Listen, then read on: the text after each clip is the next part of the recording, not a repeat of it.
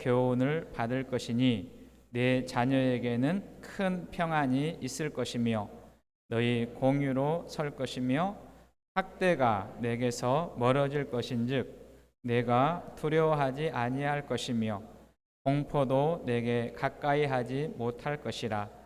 보라, 그들이 분쟁을 일으킬지라도 나로 말미암지 아니한 것이니 누구든지 너와 분쟁을 일으키는 자는 너로 말미암아 패망하리라. 보라, 숯불을 불어서 자기가 쓸만한 연장을 제조하는 장인도 내가 창조하였고 파괴하며 진멸하는 자도 내가 창조하였은즉 너를 치려고 제조된 모든 연장이 쓸모가 없을 것이라.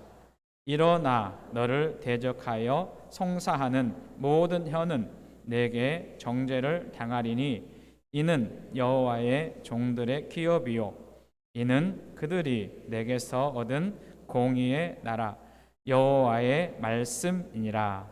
아멘.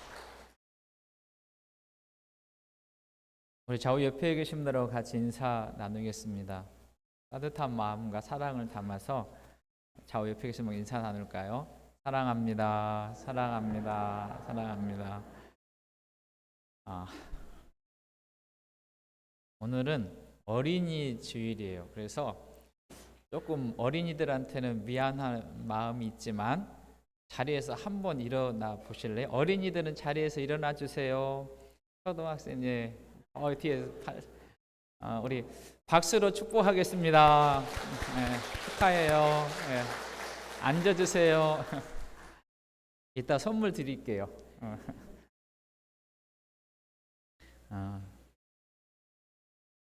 조금 나이가 있으신 분들은 어린이 주일 그러면 옛날에는 꽃주일 그렇게 이야기했어요. 생각나시나요? 교회에서 꽃주일이라 이렇게 말했는데 이것은 그 미국에서 매년 6월 첫째 주에나 둘째 주에 어린이들을 위한 예배가 드려지고 그 꽃주일이라 그렇게 표현을 했대요. 그래서 1868년에 미국 연합감리교에서 매월 6월 둘째 주를 꽃주일 그렇게 했는데 우리나라는 어린이날이 있는 주간, 그러니까 매월 5월 첫째 주일을 어린이 주일이라 해서 지킵니다. 대부분 많은 교회가 5월 첫째 주를 어린이 주일 이렇게 지키면서 어린이들을 축복하고 또 격려하고 또 축하하는 그런 시간을 갖습니다. 어린이들은 꽃이다 그렇게 표현하시는 분도 있어요. 가정의 꽃이고 교회의 꽃이고 우리나라의 꽃이다 이렇게 표현한 분도 있습니다. 그런 면에서 어린이들은 참 귀하고 소중하지요. 그리고 이 어린이들은 무한한 잠재력이 있어요. 지금은 제가 커가지고 어떤 사람이 될까 그런 생각하지만 아이들이 어떻게 변화될지 어떤 사람이 될지 우리는 아무도 모릅니다. 그래서 아이들에 대한 기대, 소망 그리고 꿈을 갖는 것, 희망을 갖는 것 대단히 중요하지요. 그런데 안타까운 것은 이렇게 소중한 아이들이 점점 우리 주변에서 줄어들고 있다라고 하는 거예요. 가끔 텔레비전이나 이런 뉴스 같은 데 보면 MZ시대, MZ시대 그렇게 표현하잖아요. 이 두 단어가 합쳐진 건데요. 1980년대에서 95년도까지를 밀레니엄 시대 그래서 M세대 그렇게 말했어요. 96년부터 2000년, 10년 이럴 때까지는 뭐라고 하냐면 Z세대다 그렇게 말해요. 이 두 단어가 합쳐져서 MZ세대, MZ시대 그렇게 하는데 이 시대는 우리 어른 세대보다 숫자는 많지 않아요.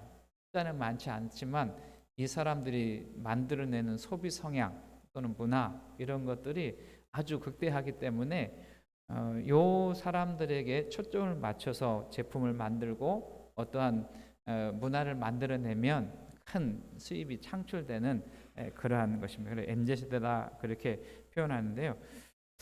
Z세대 이후에 그러니까 2010년 이후에 최근에 이렇게 오면 급속한 인구 감소가 일어나는 것을 보게 돼요. 아시는 것처럼 1984년대는 우리나라 출산율이 가정에 2명 정도 됐어요. 그런데 2000년대에 와서는 0.9명으로 줄어들고요. 작년 통계에 보면 0.8명이 됐대요. 그러니까 계속해서 아이들 출산하는 일이 이렇게 떨어지는데 OECD 국가 중에 제일 출산율이 낮은 나라가 우리나라. 심지어 어떤 학자들은 인구 소멸뿐만 아니라 우리나라 한민족이 가장 먼저 없어지는 민족이 되겠다, 그런 평가를 하고 있는 것입니다. 그런 측면에서 대단히 참 위기가 있는 거죠. 요즘 날씨가 참 좋잖아요. 꽃도 피고 산도 아름답고 지금 이제 가정의 달 맞아서 황금 연휴 해가지고 목사님 오늘 저 예배 드리지 못하고 어디 갔어요? 그런 분들이 몇 분 계세요. 여기도 지금 이제 휴일이 많이 있어서 오늘 예배 드리러 오신 또 고향교회 찾아오신 가족들도 계시는데 이제 그렇잖아요. 저도 개인적으로 저는 이 봄 계절을 참 좋아해요. 산과 들을 보면 연한 그런 녹색, 초록색이 이렇게 피어나는 걸 보면 참 좋다, 그런 마음도 있고요. 그래서 그동안 바쁘고 또 분주하고 복잡하기도 해서 산에 간 일이 없었었는데 지난 금요일 날 제가 아침부터 이렇게 월명공원 한 3시간을 걸었어요. 이렇게 산 다니면서 또 그 나무도 보고 그랬더니 제 얼굴이 시커멓게 탔다고 그 이야기도 하는데 이 3시간 이렇게 걸으면서 참 좋다, 그런 생각했어요. 행동감 있고 그리고 편하게 솟아나는 그런 모습들을 보면서 귀한 시간을 가졌습니다. 그런데 또 한편으로는 이렇게 저뿐만 아니라 수많은 분들이 이렇게 산에 올라오시고 그러셨는데 보니까 그 전에는 이렇게 부부 같이 걷기도 하고 또 아이들 소리도 나오고 그러는데 특이한 것 중에 뭐냐면 혼자 걸어도 강아지 한 마리 이렇게 저를 깨워서 오시고 또 안고 오시고 또 부부들이 이렇게 오시면서 마음속으로는 한편으로는 참 안타깝다, 그런 생각했어요. 오해하고 들으시면 안 되는데 개를 키우지 말라 그런 말도 아니고요. 여러분 개가 우리에게 주는 유익한 일들이 참 많잖아요. 안정감도 주고 또 우리 마음을 달래기도 하고. 그런데 이제 제가 설교를 이렇게 준비하고 묵상하면서 갔기 때문에 아이고 저 아주머니 저 젊은 여인의 팔에 아이가 안겼으면 얼마나 좋을까, 그런 마음이 든 거예요. 그래서 부부들 손 잡고 아이들이 이렇게 양쪽에서 잡고 막 이렇게 발 띄고 그런 경험이 있잖아요. 그런 웃음소리가 났으면 좋겠다 하는 아쉬운 마음도 이렇게 들기도 했어요. 그래서 기도하면서 우리 교회 공동체 안에 그러한 일들이 있었으면 좋겠다. 오늘 예배 5월 1일 날 새벽 기도에는 오셨는데 오늘 예배 우리 배태인 성도님이 이제 5월 말에 출산을 하게 됐어요. 위해서 여러분 꼭 기도해 주셨으면 좋겠어요. 원방제 집사 배태인, 이렇게 교회에서 또 가정에서 출산하는 기쁨이 있고 즐거움이 있고 감사가 있는 일들이 우리 가운데 일어났으면 좋겠습니다. 말씀 속으로 가볼까요? 오늘 본문은 예루살렘에 회복이 있을 때, 예루살렘에 회복이 있을 때 하나님을 믿는 자녀, 하나님 믿는 자녀들에 대한 하나님이 말씀하시는 언약, 복에 대한 약속을 하고 있는 부분을 우리가 읽었습니다. 하나님을 신실하게 믿는 성도의 자녀들에게 신앙의 전수가 되고 그리고 그 신앙을 가지고 있는 자녀들에게 하나님이 주시는 약속의 말씀, 이렇게 번역을 해볼 수도 있습니다. 출애굽기 20장 6절 말씀에 보면 그래서 이렇게 나를 사랑하고 내 계명을 지키는 자에게는 천대까지 은혜를 베푸느니라, 이런 말씀이 있어요.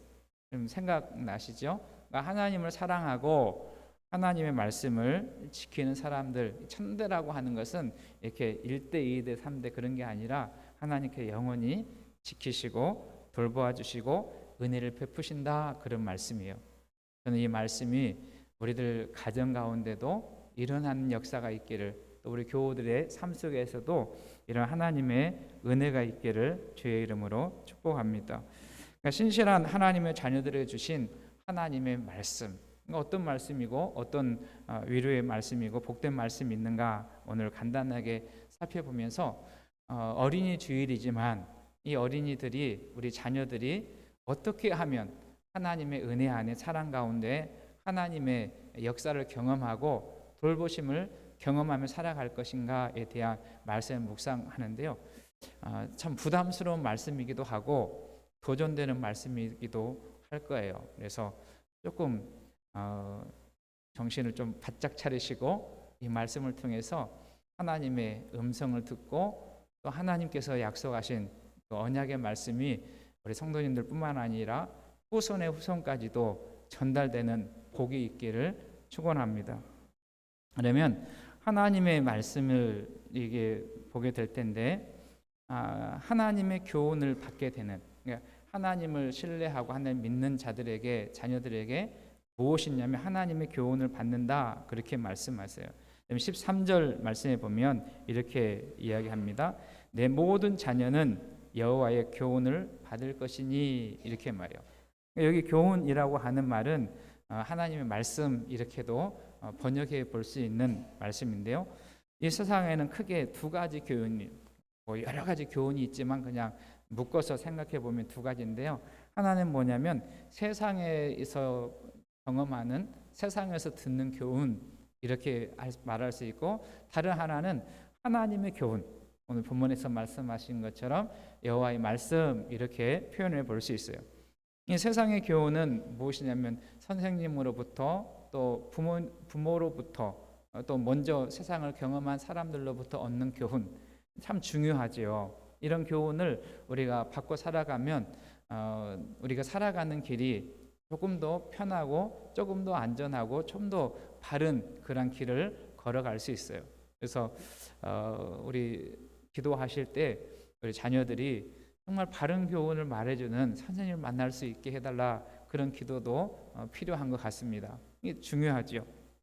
그런데 때로는 그것이, 그 교훈이 모든 것을 우리에게 지혜를 주거나 해결해 주지는 않습니다. 그래서 우리에게 더 필요한 교훈이 있는데 뭐냐면 하나님의 교훈이에요.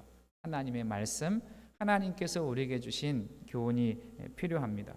이 교훈은 우리로 하여금 구원의 길을 가게 하고 영원한 생명을 얻게 하고 참 진리에 이르게 합니다. 여러분 잘 아시는 말씀처럼 디모데후서 3장 15절 16절에 보면 그런 말씀이 있어요. 또 어려서부터 성경을 알았나니 성경은 능히 너로 하여금 그리스도 예수 안에 있는 믿음으로 말미암아 구원에 이르는 지혜가 있게 하느니라.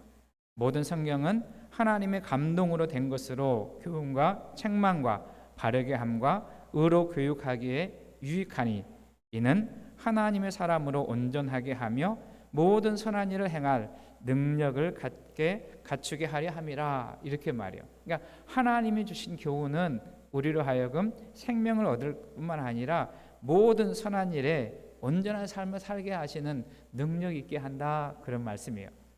누가 이러한 복을 경험하냐면 하나님을 신뢰하고 하나님을 믿고 살아가는 사람들, 그 자녀들이 이 말씀을 경험하는 자의 삶을 살아가게 되는 것이죠. 저는 이 복을 우리 모두가, 우리 자손들이 누리는 은혜가 있기를 소망합니다. 우리는 가끔 이런 이야기 들어보셨을 것 같아요. 유대인의 영향력이라고 하는 표현을 우리가 가끔 사용하기도 하고 또 듣기도 하는데, 유대인은 세계 인구의 0.2% 정도 된대요. 그러니까 세계 인구 75억 명이 훨씬 넘는데 그 중에 0.2%는 아주 작은 퍼센트지요. 그런데 이 작은 인구가 미국의 아이비리그, 대학 중에서 아주 유명한 대학을 아이비리그라고 그렇게 표현해요. 그런데 거기에 한 학생의 30%를 이 0.2%가 차지하고 있고요. 노벨상은 23%가 노벨상을 받았대요. 그리고 미국 억만장자의 40%가 유대인이고 미국의 대표적인 일간지 4대 일간지의 CEO를 차지하고 있고 방송국, 언론, 영화, 또 금융, 산업 이런 데 두각을 나타내는 민족이 유대인이다 그렇게 말해요. 사람들이 궁금하지 않겠어요? 이렇게 작은 인구가 전 세계를 주름잡는 그러한 영향력을 끼치는 민족이 텐데 왜 그랬을까 생각해 보고 이제 연구를 했대요.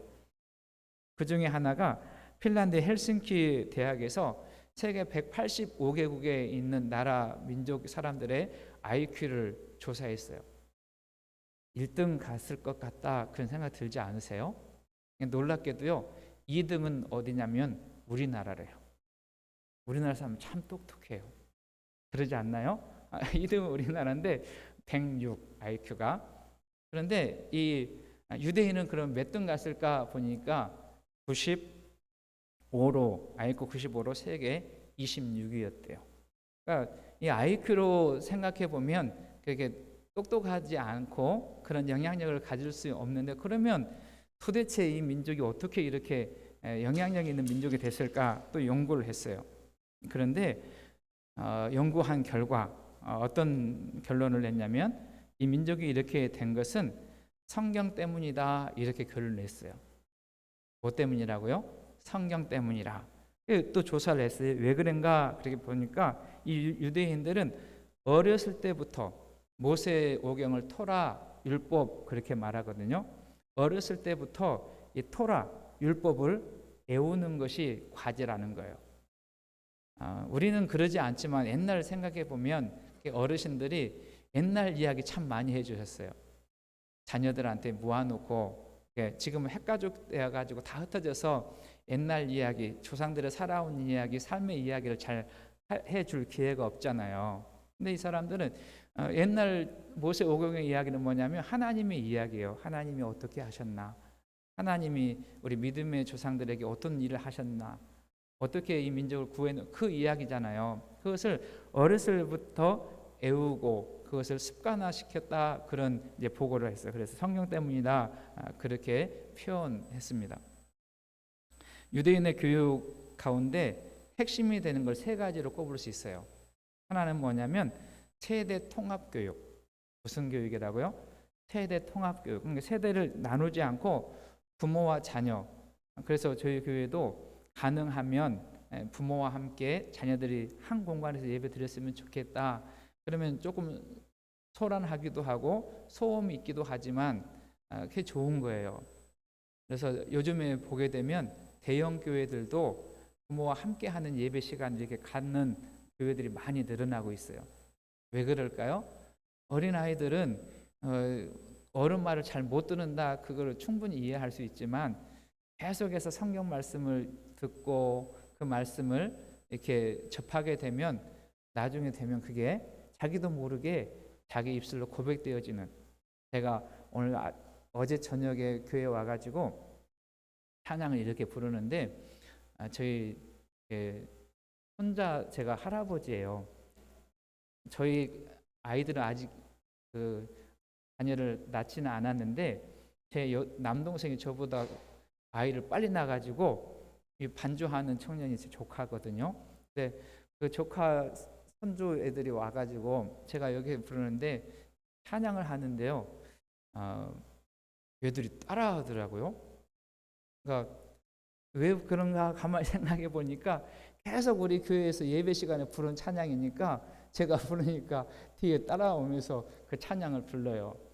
그럼 처음에는 잘 모를 수 있지만 자꾸 적용하고 자꾸 듣다 보면 그것이 우리의 마음에 우리의 생각에 각인되는 줄로 믿습니다.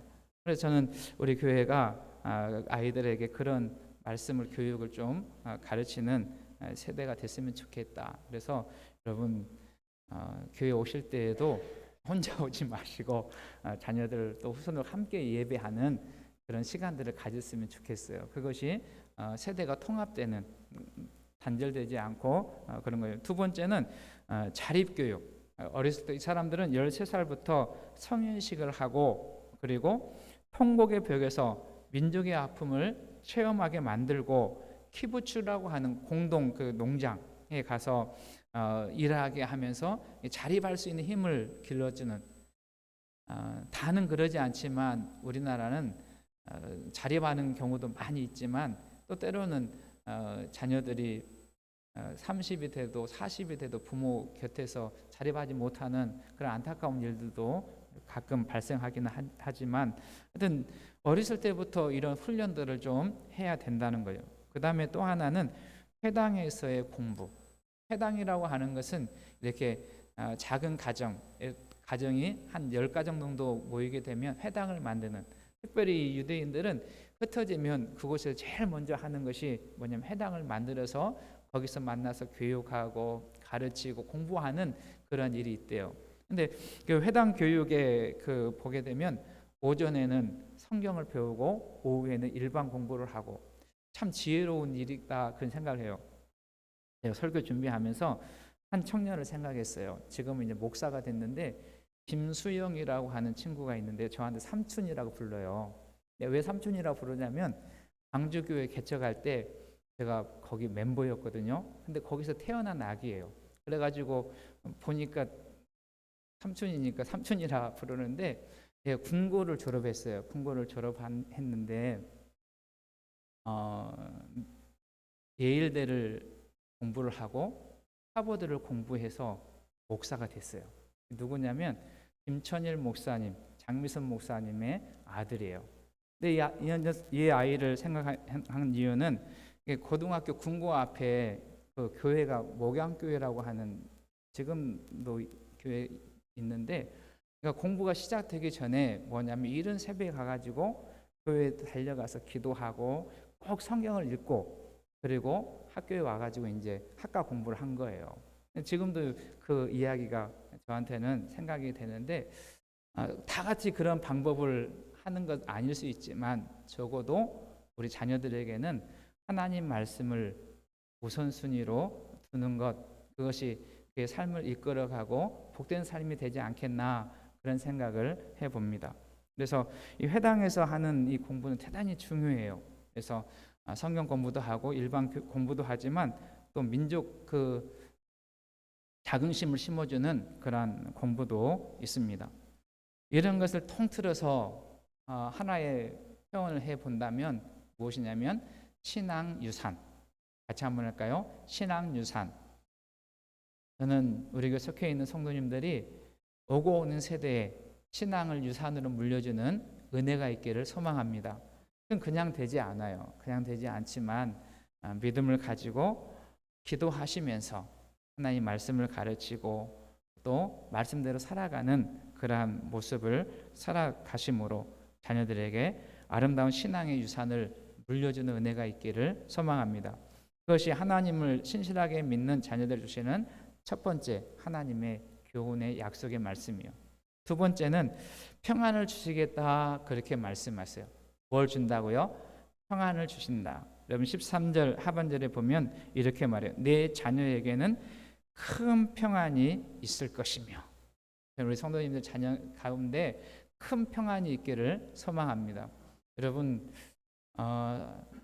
인생을 살아오셨으니까 무엇이 중요한 것 같아요? 살다 보면 사시다 보면 무엇이 중요한 것 같아요? 뭐 다양히 생각하면 다양하게 생각할 수 있지만 그 중에 중요한 것 중에 하나는 뭐냐면 평안이다 그렇게 생각해요. 아무리 좋은 집에 살아도 아무리 근사한 차를 타고 살아도 그리고 아무리 많은 부를 가지고 있다 해도 거기에 평안이 없으면 그게 참 힘들고 어렵고 괴롭지 않겠습니까? 저는 위로부터 주시는 하나님의 평안이 우리의 삶 속에 우리 자녀들 가운데 풍성할 수 있기를 소망합니다. 이스라엘 백성들이 가나안 땅에 나와서 이제 애굽 땅을 나와서 가나안에 정착을 하게 되지 않습니까? 가나안 땅에 정착을 하게 되는데 여호수아 때에는 하나님을 잘 섬기고 하나님을 예배했어요. 그러면 여호수아가 마지막 유언과 같은 말을 하는데 나와 내 집은 하나님을 섬기겠다 이렇게 말씀함으로 여호수아가 끝나지 않습니까? 여호수아 끝나면서 그 다음에 나오는 책이 사사기예요. 사사기 시대의 사람들이 어떻게 변질되냐면 하나님을 등지고 하나님을 멀리하고 하나님을 떠나는 그러한 일이 있어요. 그래서 사사기의 주제는 뭐냐면 자기 소견에 오른 대로라고 하는 표현이 반복해서 등장합니다. 왜 그랬을까 생각해 봐요. 왜 여호수아 때는 하나님을 잘 섬기고 하나님을 예배하고 하나님께서도 여호수아에게 약속의 말씀이 내 입술을 내 입에서 떠나지 말게 하고 내가 말씀을 지켜 행하면 내가 어디로 가든지 내가 너를 도와주고 함께하고 이끌어 주시겠다 하는 그런 약속의 말씀을 주시지 않습니까? 그런데 한 세대가 지나면서 사사기로 가면서 점점 사람들이 하나님 마음을 하나님으로부터 떠나게 되는 그러한 일이 있게 돼요. 중요한 말씀인데요. 제가 표현 한번 읽어드릴게요. 사사기 2장 10절에서 12절입니다. 사사기 2장 10절에서 12절 말씀에 보면 그 세대의 사람도 다 그 조상들에게로 돌아갔고 그 후에 일어난 다른 세대는 여호와를 알지 못하며 여호와께서 이스라엘을 위하여 행하신 일도 알지 못하였더라. 이스라엘 자손이 여호와의 목전에 악을 행하여 바알들을 섬기며 애굽 땅에서 그들을 인도하여 내신 그들의 조상들의 하나님 여호와를 버리고 다른 신들 곧 그들의 주위에 있는 백성의 신들을 따라 그들에게 절하여 여호와를 진노하게 하였으되 이렇게 표현해요. 이렇게 된 이유는 뭐냐면 부모 세대가 오고 오는 세대에게 하나님을 가르쳐 주거나 하나님의 말씀을 교육하거나 하나님을 섬기는 일을 제대로 하지 않았다라고 하는 것으로 짐작해 볼 수 있게 돼요. 결국 이스라엘 백성들이 하나님의 품에서 떠나고 그리고 나중에 이제 구약 성경의 역사를 이게 반복되면서 어떻게 하냐면 나라를 빼앗기게 되고 포로로 잡혀가는 그러한 일이 있게 돼요. 그래서 평안을 상실하고 불안하고 늘 고통스러운 삶을 살아가게 되었던 것입니다. 이것을 깨달은 백성들이 어떻게 하냐면 아니다, 이제 하나님께로 돌아가야 된다. 그래서 회개 운동을 하고 저들이 하나님께로 돌아오게 될 때 하나님께서 그들에게 평안을 주고 그리고 회복해가는 그런 역사를 이루는 것을 우리는 구약 성경을 통해서 봅니다. 그때만 그럴까요? 우리가 살아가는, 특별히 우리 자녀들이 살아가는 세상은 너무나 이 평화를 깨트리는 유혹이 많은 시대를 살아가게 됩니다. 그래서 이 자녀들이 이 유혹을 이겨낼 수 있는 그 방법은 무엇이냐면 하나님의 말씀 안에 거하고 하나님의 말씀을 따라가는 삶을 살아가야 한다는 거예요. 여러분, 그 일을 우리가 놓치지 않기를 주님의 이름으로 축원합니다.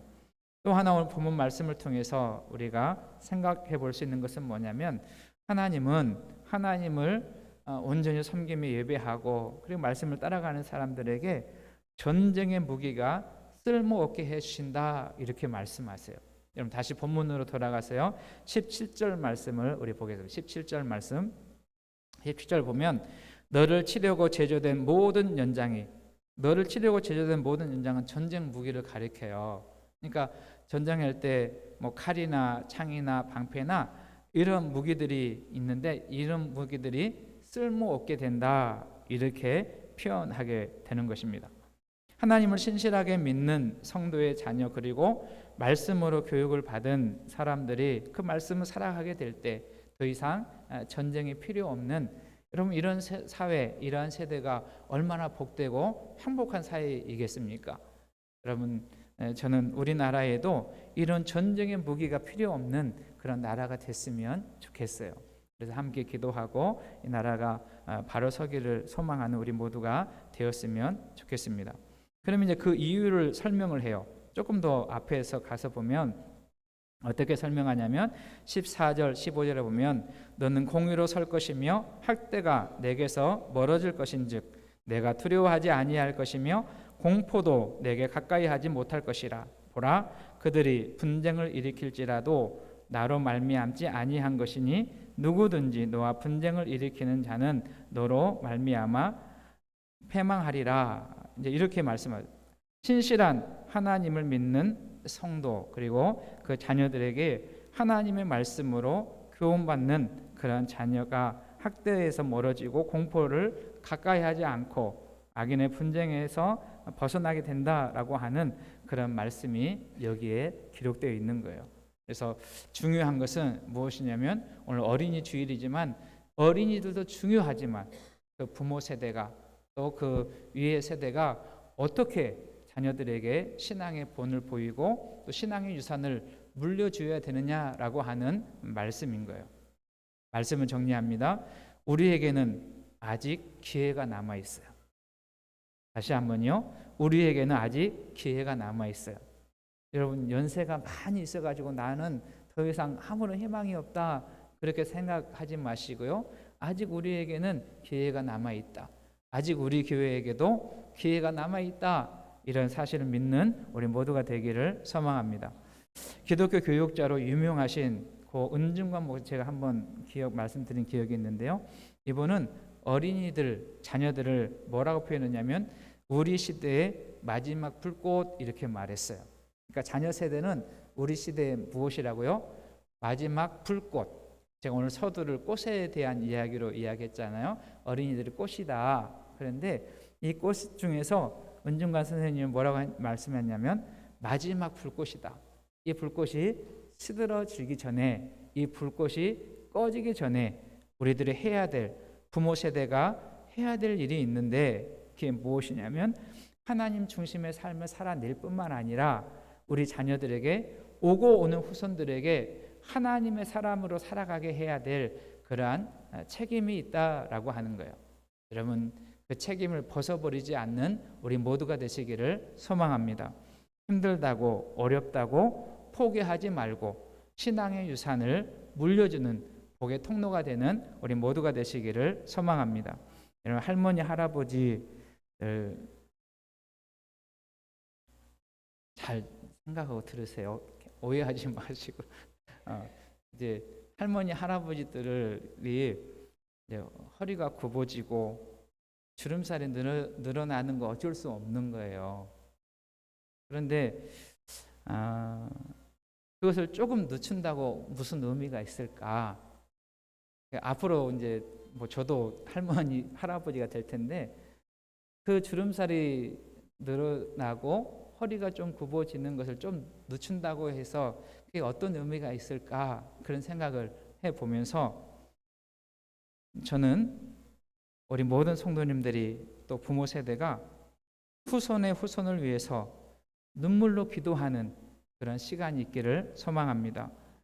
말씀을 가르치는 시간을 가질 수 있기를 주의 이름으로 축복합니다. 그리고 말씀을 살아내는 그런 삶을 살아가는 그리고 예배의 본을 보여주시고 내 자녀 후손들이 잘 되기 위해서 하나님께로 나아가는 그리고 하나님의 교훈을 잘 가르치는 축복의 통로가 되는 우리 모두가 되시기를 주님의 이름으로 축복합니다.